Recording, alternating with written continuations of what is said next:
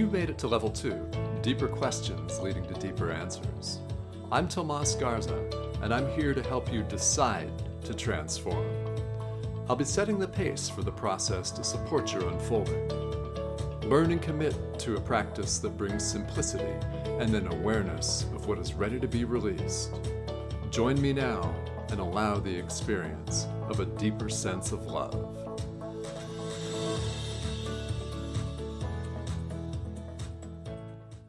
Hello, everyone, and welcome to a very special edition of Decide to Transform. I'm your host, Tomas Garza, and we've got a very high energy guest for you today. This is going to be a lot of fun. Help me welcome, please, Ben Oosterveld. Ben is joining us from Vancouver, British Columbia. And Ben is an executive business and mindset coach with a very, very strong focus on what he calls the inner game, which is exactly what we're going to be talking about here on the show today. Now, Ben did not have an easy start, despite being very successful in the business world. He lived on the streets from the age of 14 and survived a failed suicide attempt at 15, later spent an entire year in rehab. Now he coaches entrepreneurs and national companies. He is an international entrepreneur, highly successful, and his real passion is helping people break through of old patterns. The inner game is everything to him, and he is on a mission to find his tribe, one extraordinary individual at a time. So the inner game is everything. All right, Ben, welcome to the show. Thanks, Tomas. Great to be here. It's been great. Our little pre-chats have just been fantastic. Sounds like we may be friends after this. So, oh, absolutely. Excited to be on your show. Love what you're doing. Well, thank you so much. It's a pleasure to have you. And it's really intriguing to me because I don't always get really, really high energy people that have been wildly successful in business that you have, yet still connected to your source, to spiritual energy. And it's a beautiful combination to see. So when you say the inner game is everything, how would you sum that up? Inner game would be the relationship with yourself. Okay. I think, and which I find is the filter to how we see life. The inner game is that relationship with yourself, which is in tune, obviously, relationship with your source as well. We don't have to get into all of the ways to call it that, but the thing is, I think the conversations you have inside you, the adopted beliefs that we live by that aren't even ours, the paths that we get on and we start chasing someone else's goals. The inner game is when you show up at a meeting or in a relationship and you bring an energy that's not authentically yours. Self-sabotage is a result of not taking the inner game. So it's overplayed, but authenticity of who you really are you really showing up with who you are? And I think we're all out of alignment because of our childhood, because of our situations, 10 generations back. That's just how we did things. And I think it's a spiritual journey, an emotional journey, and a very practical journey to get back to the place where I can just be Ben. And I think the from within is the doorway to look into. Yeah. Well, it really is. And, it's interesting that you mentioned 10 generations back and generations and inherited conditioning, because people will look at someone like yourself that's been highly successful in business and appears to really, really have everything together, right? Yet it was not an easy road for you. So take us back to when you were a teenager, and what was going on in your life? So the thing is, first of all, I don't have it together. That's a bunch of image building, and I still fight with my wife sometimes, still yell at the kids sometimes. You eat that second or third piece of cake sometimes. You wake up beating yourself up, feeling like a big pile of dog poo, and then you get back on the horse and you remember who you are. And you remember that we're not our performance. We remember that that's not who we are. And so I'm just a dude trying to work shit out too. Am I allowed to say that, Thomas? Absolutely. We can say, you know what? It's so cool. Yeah, no, I appreciate that. We're allowed to say things like shit. Yeah, Good, because we good. all got shit to work Yeah, out. I think it's how Oh, people yeah. actually talk, except when they're trying to be professional. I think I just want to be aligned to myself. Yeah. And I don't mean to offend anyone, but anyways, back to the backstory. You know, thinking about the context of your show, that people that Mhm. watch your show would be recognizing a spiritual path. Okay, so that's Mhm. not, if I'm sitting on a show talking about marketing, it's probably not the position I'm going to take, but I get to take that position here because people understand that that they're on their own spiritual quest.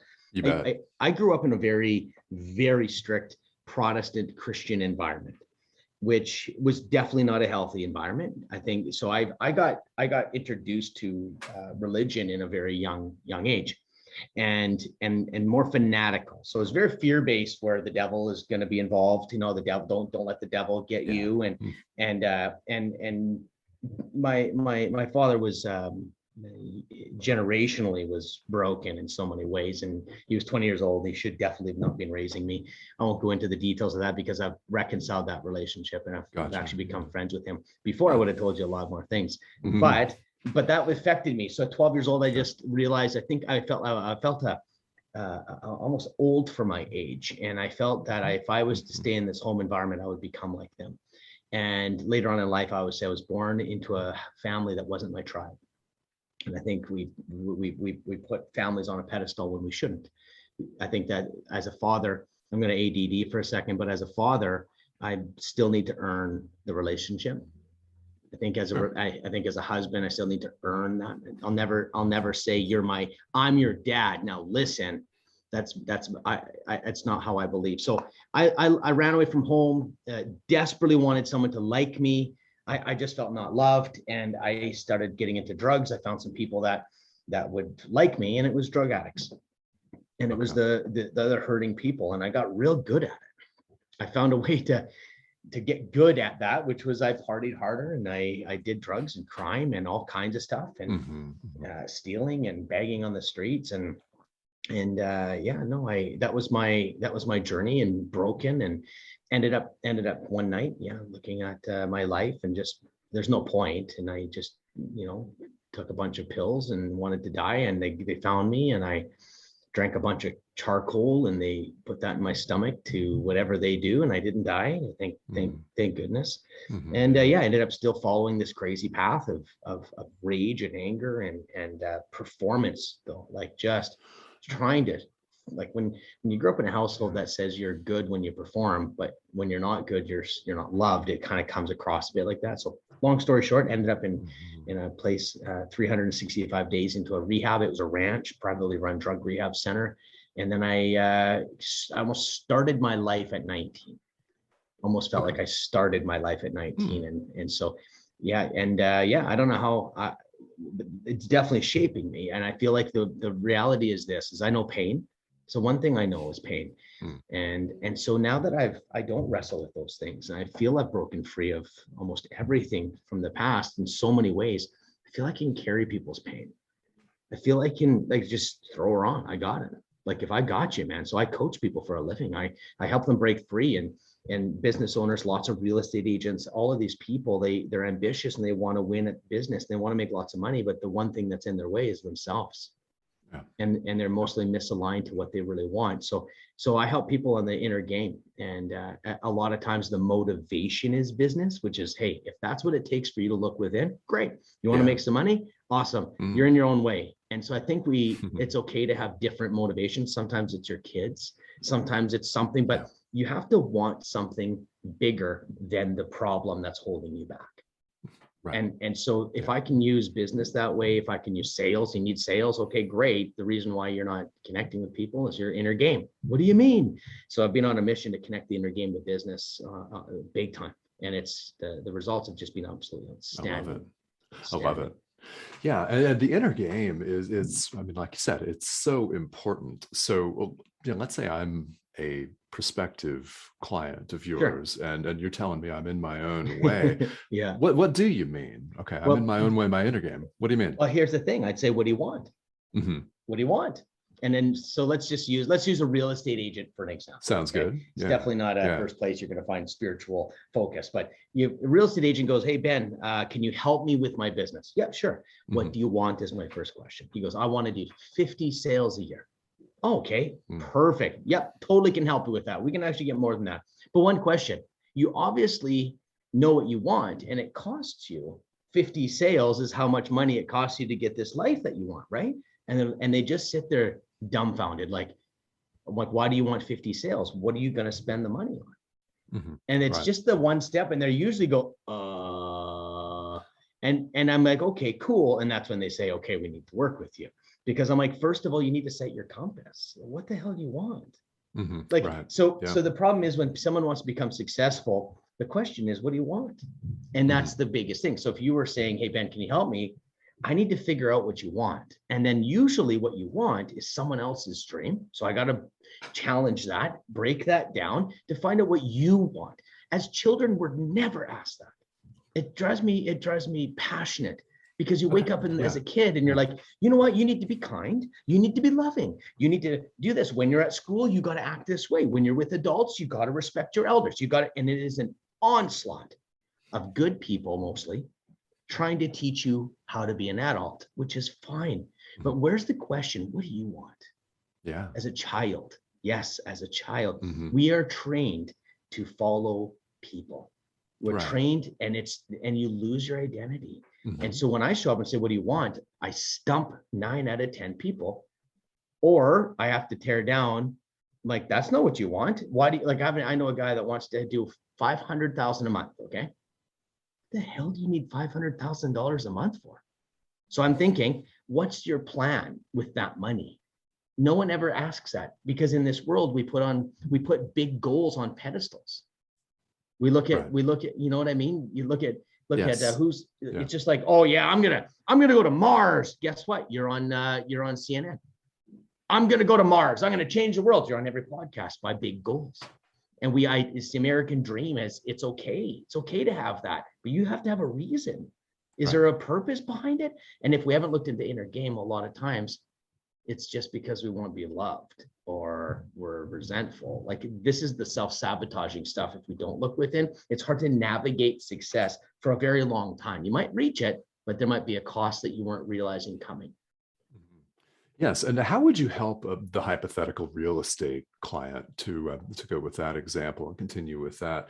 How would you help them to discover that purpose, which is, you're absolutely correctly saying, we don't get as kids? You know what? I would, it's really odd. I'm running my real estate reboot camp, and I run that. And literally tomorrow I'll be teaching a session with 40 agents, and it talks about setting your compass. And one of the assignments I do is really interesting. I say, okay, how much money do you want to make? And they usually say about 300,000 or something. Okay. And then I say, the next question is, describe exactly the life that you want once you got there. And know what it always is? I want to wake up and have tea and sit on my deck, want to go to the gym. I want to do a bit of traveling. And then I say, how much money does that life cost? And they realize, oh, I don't need 300,000. I was just about to spend 2 years or 10 years trying to chase this money. But here's what's happening. And this is something this is what's happening. We think this financial goal will solve the problem, which we think the problem is that we can't afford it, or we need more time, or whatever. That's not the problem. They're trying to get a sense, which is emotions, of security, a sense. But I can promise you that you can't solve the emotional gap, the emotional hole, with a practical financial goal. You need to have an emotional solution to an emotional problem. We can't, by getting $10 million, it's not going to fill the security gap. Right. It's not going to make you feel safe. It's not going to stop you from worrying. I just don't want to worry about finances. Oh, so are you looking at solving worry, or are you looking at solving finances? I just don't want to worry. So when they want the life they dream of, is an emotionally intelligent peace of mind. They want peace of mind, and they think more money. I've been studying lottery winners, and there's some lottery winners that just wish they never, ever, ever got the money. Yeah. There's too much evidence out there that says that the money is not the answer.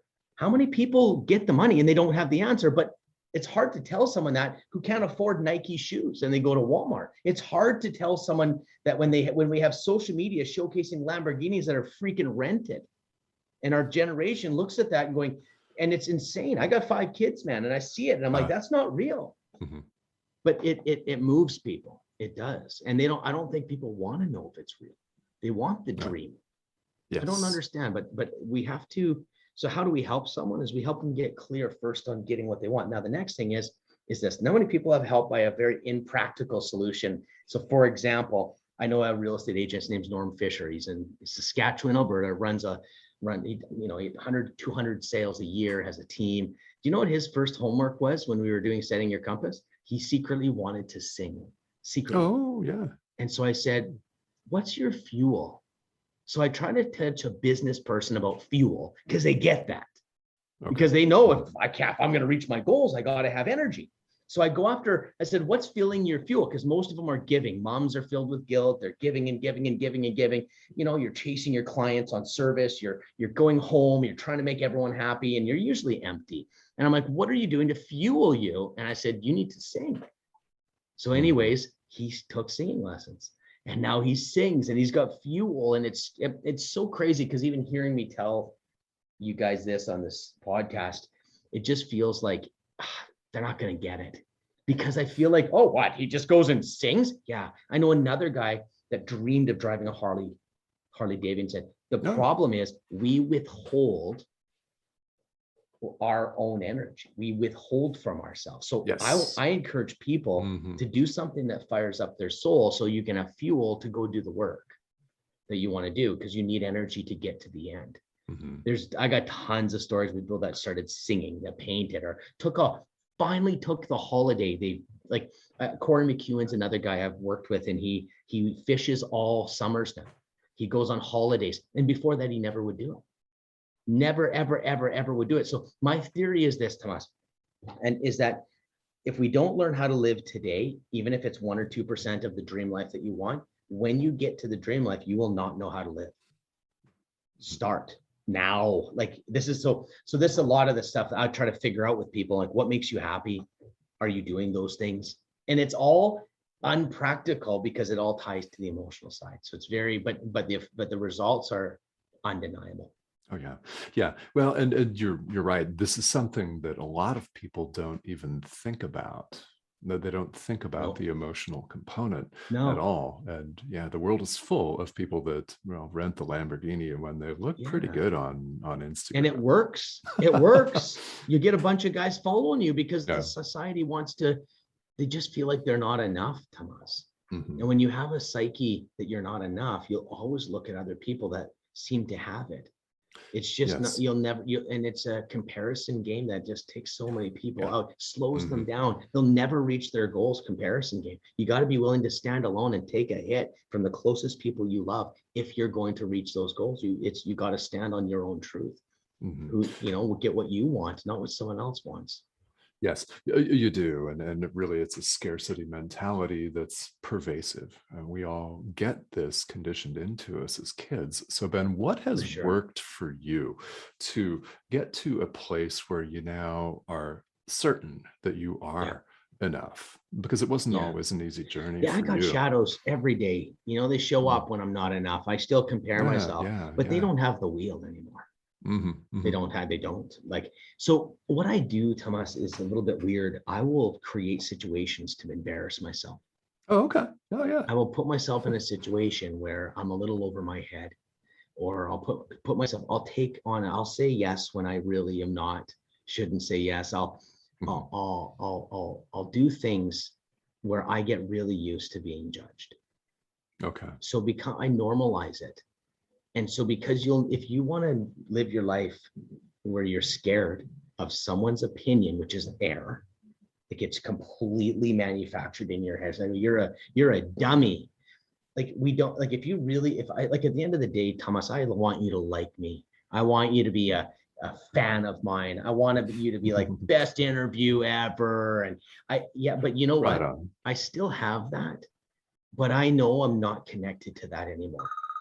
Good. I'm just not connected to it. And at the end of the day, Tomas, if you say I'm amazing, I'd love that. If you say that was the shittiest interview I've ever had, and we're not going to air it, I dead serious, I'm still good. And I think that's my superpower, and it's a shadow. So let me share something, if I would, on how to get to that place. Yeah. So we demonize negative emotions. Demonize. Yes. It's the devil. Stay away. Oh, he's mad. I feel sad. Do you know some of the greatest problems, hands down, is people avoiding emotions? Because if I'm avoiding sadness, what person would I be? But we're okay with avoiding sadness, fear, anger. But wouldn't it be weird if we all avoid? I'm avoiding happiness. You'd think I'm nuts. I'm avoiding laughter, Tomas. No. Nope, Well, I'm not laughing. If it shows up, get away from me, laughter. So I do a whole lesson on reconciling the relationship with fear. And so I'll give it in 2 seconds here, a couple of minutes. So when we grew up, we were taught when we look at fear, I always say, some of the homework and the work I do with the coaching clients, I'll ask them a question, and it says, if fear was a person, what would you say to that person? Can I tell you what 80%, I've done this hundreds of times, 80% said, fuck you. So here's the issue. But what if we're like, yeah, right? So I'll sit there and read all of their things. Like I'll do 10 or 50 at a time. I'll read them all. F you or whatever, right? Most people are fighting fear has been the worst thing that's ever, that thought of let's fight fear has been the worst thing for people's emotional health. There's nothing worse, I don't think, because here's the problem. Fear is you. So is happiness. So is sadness. So it's facilitating self-hatred. It's facilitating a massive issue of this relationship with yourself. So when you say F you, you're looking yourself in the mirror and saying F you, and then you're going to go have people love you, and you want to be respected. You want to be attractive and desired, and opportunities come your way. When you're behind the scenes saying F you to yourself, well, that's the energy you're bringing to the table. Right. So what we do is we start looking at it and going, how can we value fear? And then I say to them, I'm like, okay, what has fear done for you? Do you know it serves you? And you're beating up imagine a gardener out there cutting your trees, and you beat him up every day. He comes back and he serves you again. And then you beat him up again, and then he serves you again. This is fear. Poor guy. Fear's been getting his ass kicked. And the thing is, fear just says this, hey, watch out for that ice on the ground there. You're gonna slip. When you're driving your car and something runs by, a rodent runs by, or a deer or whatever runs by, your fear goes, heads up, stop the car, slam your brakes on now, stop, you're gonna get hurt. And then you say, F you, fear, F you. See the problem? So we have to understand that fear is amazing partner. But the thing is, you got to know that he's just giving you advice from historical data. Fear takes history and says, last time a man was with you, he controlled you, watch out. Then you got to say, thank you so much, fear. Thank you for being my advisor. But my heart's telling me something different this time. Then you go back into a relationship with a loving man, and then he goes, yeah. And then fear later goes, oh, not all men will control you. But there's that step of faith that says, I'm going to let my heart follow. I'm going to do what I want. My emotion is an advisor. It's just an advisor. Yeah. So we have to look at that. So this is some of the biggest, deepest work, practicalized. Because if you want to be free, and if I said, oh, you hate yourself, most people would say, no. Do you hate fear? Yes, you hate yourself. Have fun being in a relationship with someone that hates themselves. Welcome to 99% of society. Yeah. That's why relationships are messed up. That's why marriages are breaking up. Business partners don't work. We change when we shouldn't be changing. We self-sabotage along the way. And I think, honestly, it's that emotional relationship we have, like these beautiful relationships with our emotions. We're demonizing them. That's who we are. Mhm. Yeah, it is. And I just think of the t-shirt that is so popular, kick fear in the face. Oh yeah. Remember No Fear too? That was Yes. actually back in, like, going back a little bit. No Hmm. Fear was a brand.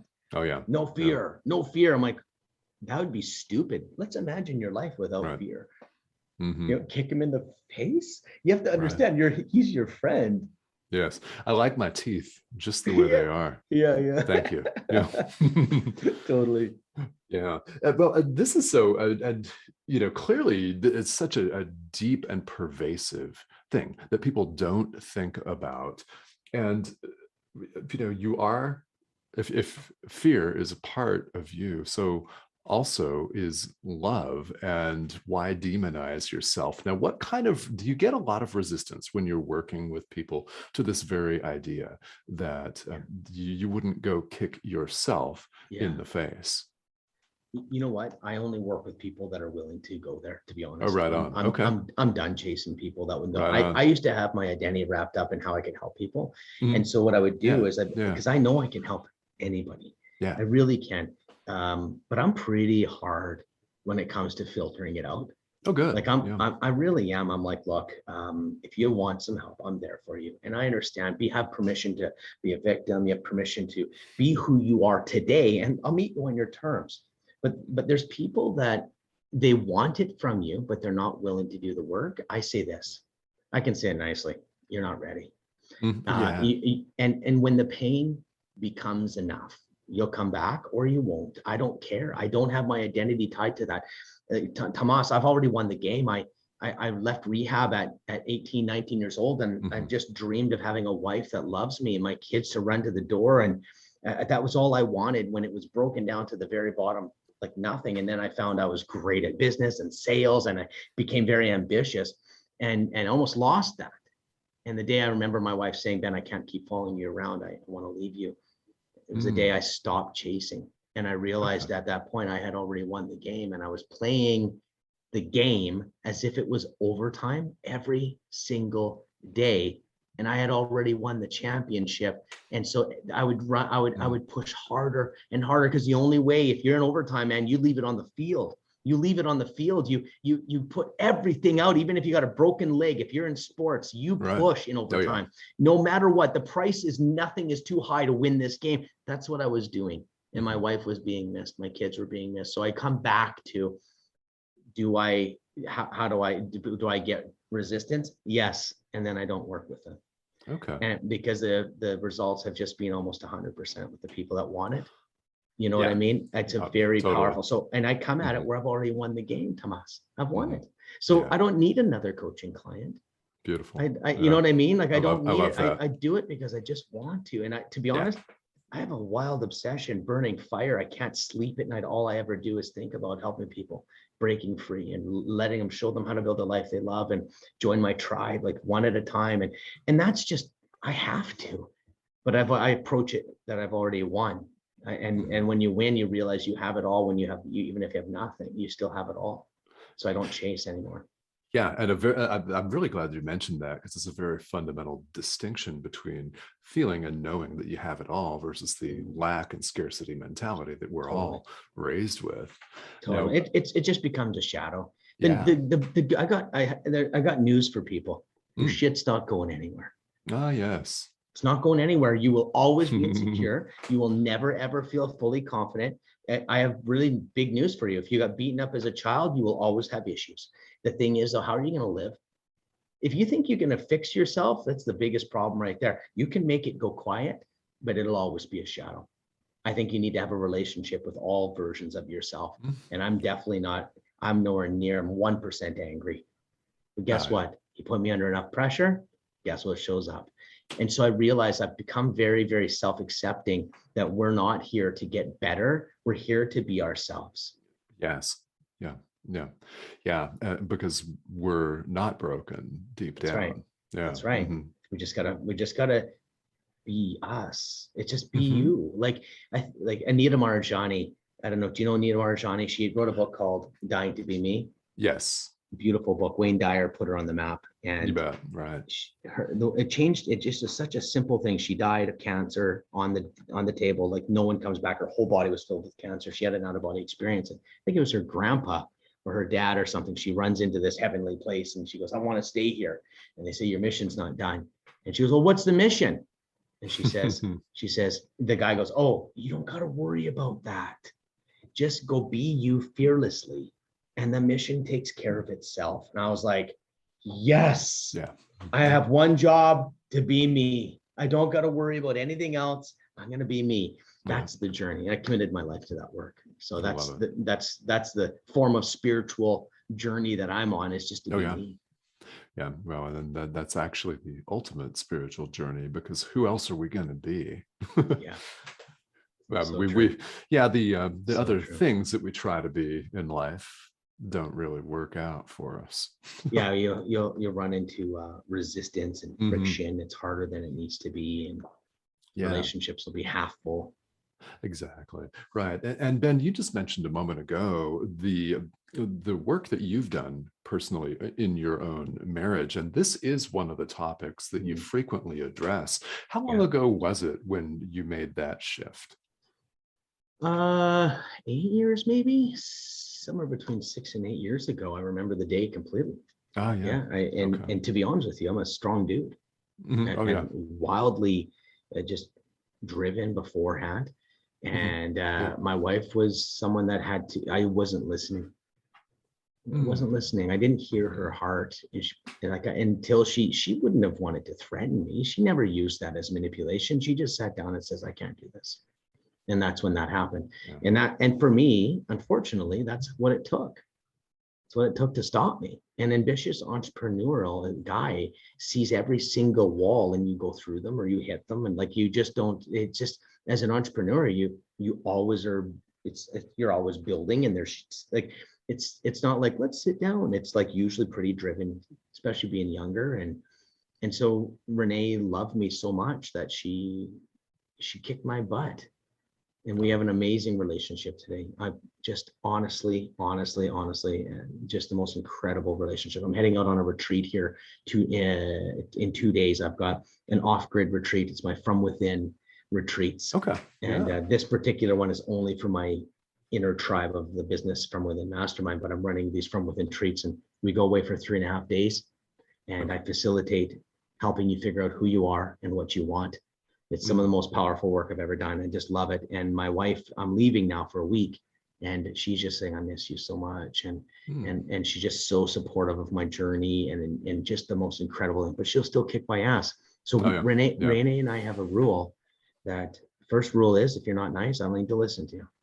Hmm. It's a very simple rule. It's like, if I want to come not mad or upset, and if you're not nice, you can just say bugger off.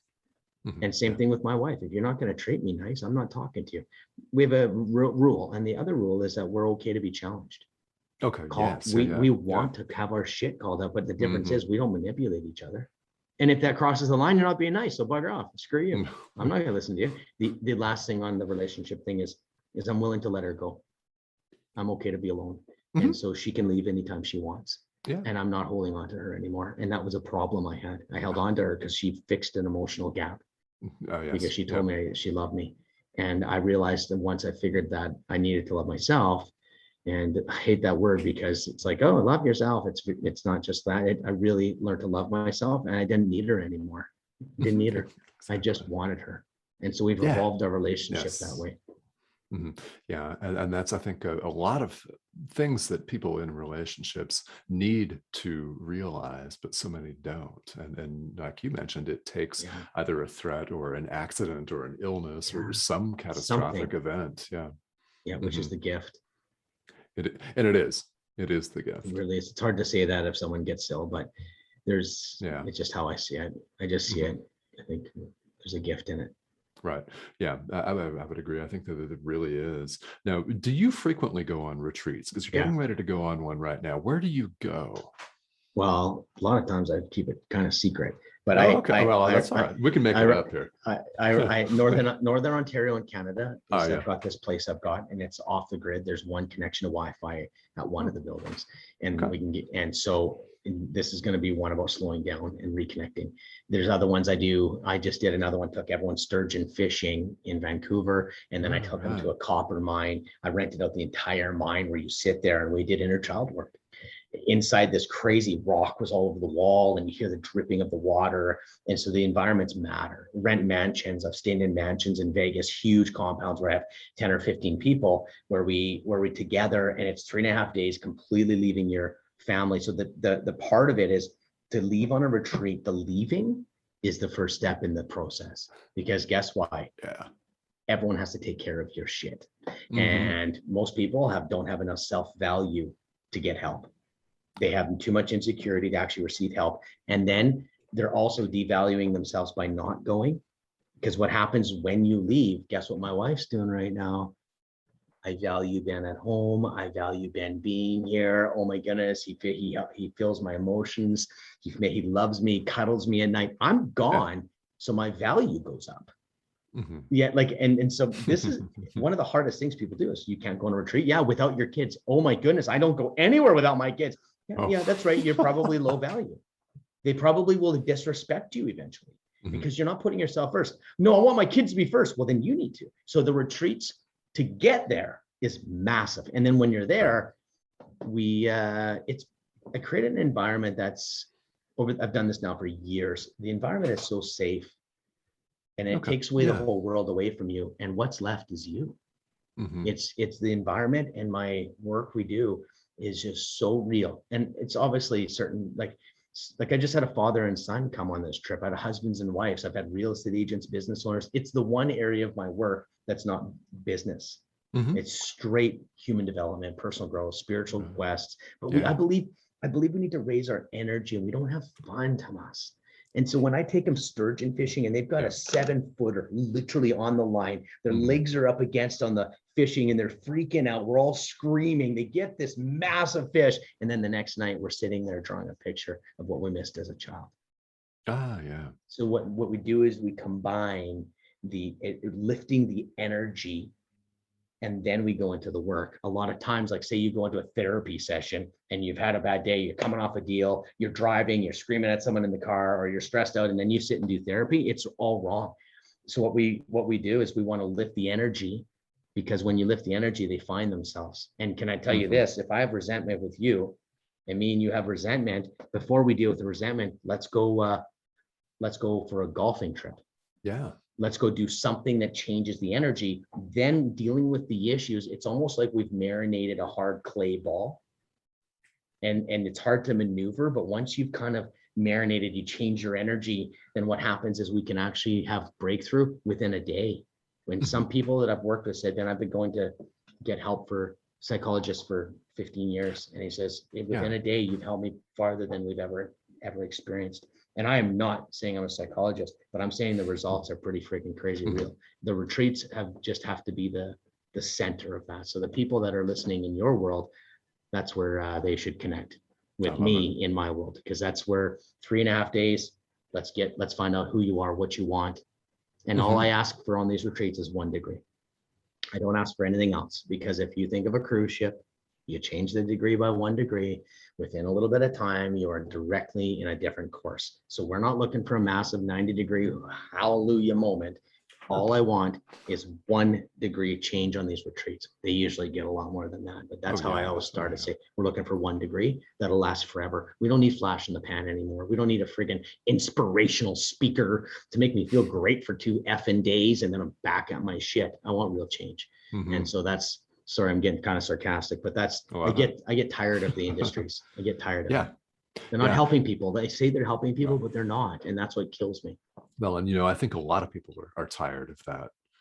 I think so. They really are. So Ben, if people are interested, and I know that they are, they're out there thinking, okay, well, this is a different approach that really hits home with me. How can people get a hold of you if they want to find out more about your retreats or working with you as a coach? I think Instagram is a great place. Just go Ben Oosterveld. I'm sure you'll tag that somewhere. You can figure out Ben Oosterveld. That's OOST. Starts with 2 O's, and it sounds like Oosterveld. So Ben Oosterveld is Instagram. Facebook, I'm big on those. Facebook, you only get 5,000 friends, so good luck. Worth a shot. I lose a few here and there. The other way is benosterveld.com. Okay. Honestly, I've got a podcast called From Within the podcast. If you're a real estate agent and you like what I have to say, you are going to be in for an amazing ride, because we've got an amazing program called the Real Estate Reboot Camp. Very practical, mixed with very emotional development stuff. But honestly, the best way is benosterveld.com, or my reach out to me and become Instagram friends. And that's probably the best way too. I'm posting stuff. I'm super real. I don't follow some hack the algorithm bullshit. I just being myself, and I'm just trying to find my tribe. So if you're listening to this and you're like, this is my guy, I want to know you. Yeah. Simple as that. I want to know you. I love it. Yeah. And no bullshit. I love that. Yeah. We're tired of it though. Like we're so tired. That's like, we're just so tired of fake. Yes. It's, you know what it is? It's exhausting. It's exhausting. Pressure's still real though, man. Pressure's real. Fake is popular. It is popular. Well, I mean, IG is full of rented Lamborghinis, and they're really cool pictures. And I always think when I see that, well, yeah, they probably did rent that. It's hard to know, right? Yeah, and it looks like fun to drive. Oh yeah, man. Like it's easy to get sucked in. You don't. Yes. The one thing is that's why I try to. I'm just a dude. Sure, I've done maybe some things some other people did, but I'm really just a guy. I really am. If you put me on a pedestal, I'm not going to want to be around you. I don't want to be on a pedestal. You put me up on a pedestal, that's where you fall. Yeah. And I don't want that shit. But I definitely want to know you, and I definitely want to help. Just a guy. Yeah. Yeah, most definitely. Yeah. And that's ultimately what we all are is we're just a guy, we're just a woman, we're just who we are. And again, guys, if you're looking to get a hold of Ben, it's Ben Oosterveld, OOSTERVELD, benosterveld.com, and it can be found on Instagram, and Facebook. And you're right about the 5,000 person limit. Still message me if I find you. But I'm on LinkedIn, and I got a little bit of this here and there, but for your folks, it'd be literally the retreats would probably be pretty amazing. Beautiful. All right. So, yes. Well, and they do sound amazing and like a lot of fun. So Ben, as we wrap up here, what would you like to leave the listeners with here today? You know what? I think just be willing to stand alone. I believe in community at the most deepest level you can ever imagine. I'm building one person at a time, but I'm not talking about numbers. I'm talking about community. I'm on a mission for the rest of my life to build a tribe that's willing to stand alone. See, we always look for our parents' approval. We're trying to be perfect. So much of what we deal with is, if you are confident enough to stand alone, to be made fun of, to not care what people think, or even if you do, you still move forward. I truly believe you would see the biggest breakthrough of your life. Most people are stuck trying to be something they're trying to architect, but maybe being yourself, you don't want to show because there's some ugly sides of you. I'm asking you to be you. I really am. I'm not saying to be the nice person. I'm saying be you. And then the next step is accept who you are. See, if you want to say love who you are, it's too abstract. You know how screwed up the word love is? I think self-acceptance, and I'm not saying this is who I am, deal with it. I'm saying, yeah, I've got some anger. Yeah, I'm still hurt from that. Yeah, but I'm not going to let that define me, but I recognize it's there instead of avoiding. So stand alone, get so bloody real with who you are, and feel the dark side of who you are, not just a light. You are not just a happy person. You are sad as well. And I want you to feel both sides. And by avoiding the emotion, you're going to have problems in your life that will chase you forever. Yeah. Yes. And that can't be stated enough times. Feel everything. Yeah, everything, because it's all there. And guys, again, it's benosterveld.com to find out more information about those retreats. And also Instagram is a great place to connect with Ben. And Ben, I've learned a great deal, and as expected, this has been high energy and a lot of fun and real. I appreciate it. Thank you so much for joining me here today.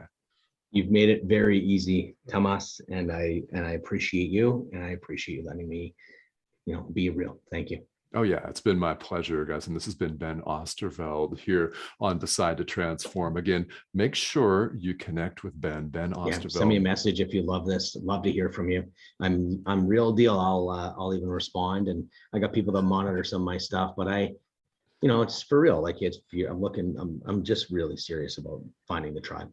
Mhm. Yeah, yeah. And if that's you, then give Ben a call, reach out to him on Instagram, check out his website, and he's looking forward to speaking with all of you. All right, guys. Thank you so much for joining us here today.